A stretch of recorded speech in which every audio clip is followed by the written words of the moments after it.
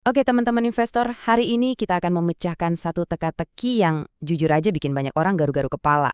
Kita akan bedah tuntas PT Tivico Fiber Indonesia dengan kode saham TFCO. Anggap aja sesi ini adalah sesi mentoring, di mana kita bareng-barang akan membedah sebuah perusahaan yang penuh dengan kontradiksi. Oke, kita langsung aja masuk ke jantung masalahnya. Coba deh perhatikan pergerakan harga sahamnya ini. Dalam setahun terakhir, saham ini pernah terbang sampai ke 1165. Terus, anjlok sampai ke 494. Sekarang, harganya ada di sekitar 630-an. Nah, gejolak yang super ekstrim inilah yang mau kita gali lebih dalam hari ini. Jadi, ini dia pertanyaan utamanya. Pertanyaan yang harus bisa dijawab oleh setiap investor yang cerdas. Kalau kita lihat perusahaan tekstil tua, neracanya kuat banget. Tapi kinerjanya lagi turun, ini sebetulnya harta karun yang belum ketahuan atau malah jebakan nilai yang siap memerangkap uang kita. Yuk, kita cari jawabannya bareng-bareng. Setiap analisis yang bagus itu harus dimulai dari fondasinya. Dan kalau kita bicara soal TFCO, kita ini ngomongin soal fondasi keuangan yang beneran deh, sekuat baja. Mari kita buktikan. Coba lihat angka-angka ini. Ini dari neraca keuangan akhir tahun 2025. Perusahaan ini duduk di atas kas hampir 730 miliar rupiah. Ekuitas atau modal bersihnya lebih dari 5,2 triliun rupiah. Sementara total utangnya cuma 491 miliar. Artinya, uang kas yang mereka punya itu lebih banyak daripada total utang mereka. Ini gambaran perusahaan yang sehat banget kan? Dan ini puncaknya. Angka yang Anda lihat ini, 0,09%, itu rasio utang terhadap ekuitasnya. Untuk sebuah perusahaan manufaktur, angka serendah ini tuh hampir nggak pernah kedengaran. Artinya apa? Dari sisi utang, risiko keuangannya bisa dibilang nyaris nol. Jadi, poin krusialnya begini.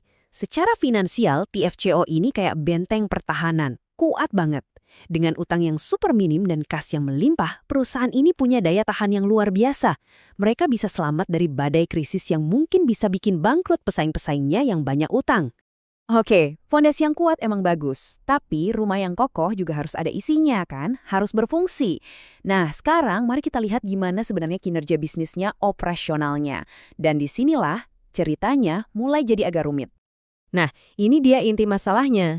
Lihat deh, di tahun 2024 TFCO itu masih bisa cetak laba bersih 50,8 miliar. Tapi, cuma setahun kemudian di 2025, situasinya berbalik 180 derajat, jadi rugi 24,2 miliar.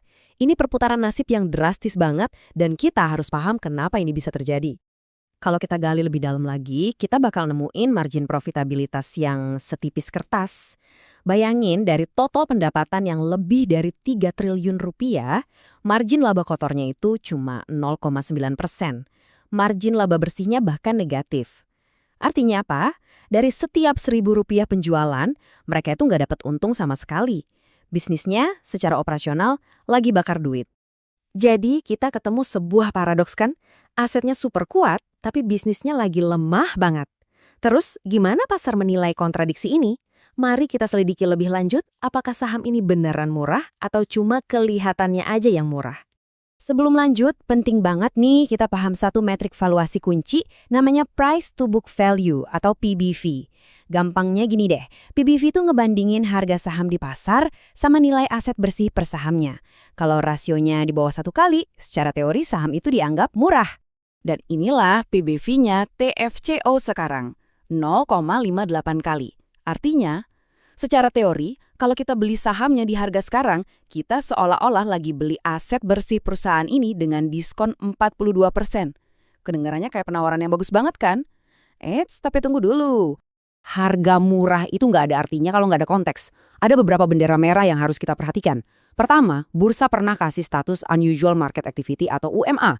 Kedua, dan ini yang paling krusial, volume perdagangannya itu sepi banget, rendah banget. Artinya, Anda bakal susah banget buat beli atau jual saham ini dalam jumlah besar tanpa bikin harganya goyang. Saham ini nggak liquid.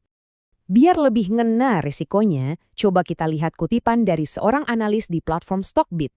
Dia bilang ini alert merah maksimal dan kenaikan harga TFCO itu cuma didorong sentimen, bukan fundamental. Dengan likuiditas yang setipis itu, harga yang kita lihat di layar monitor bisa jadi cuma sebuah ilusi, bukan harga pasar yang sesungguhnya. Nasib sebuah perusahaan itu nggak bisa lepas dari lingkungannya. Sekarang yuk kita coba zoom out dan lihat gambaran besarnya. Soalnya sekarang ini lagi ada badai besar yang menerpa seluruh industri tekstil di Indonesia. Kesulitan yang dialami TFCO itu ternyata bukan masalah dia sendiri. Seluruh industri tekstil dan produk tekstil nasional itu memang lagi sakit. Salah satu biang keladinya adalah isu regulasi impor kayak Permendak 8 2024 yang kata para pelaku industri malah membuka keran impor barang jadi secara besar-besaran dan menghantam produsen lokal. Nah, jadi ini dia gambaran besarnya ya. TFCO itu nggak berjuang sendirian. Perusahaan ini lagi berenang melawan arus yang sangat kencang.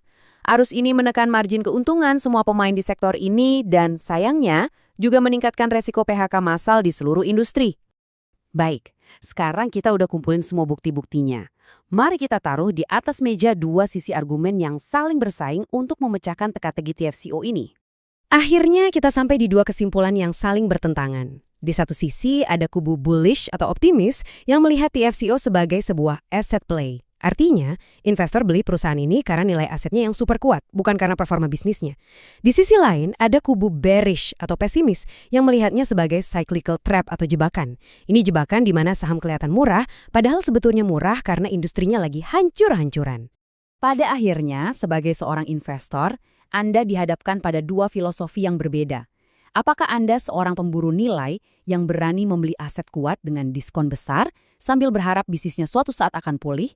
Atau Anda seorang investor yang lebih konservatif, yang memilih untuk menghindari bisnis yang lagi berdarah-darah, nggak peduli seberapa murah valuasinya. Nah, jawaban atas pertanyaan itu ada di tangan Anda sendiri.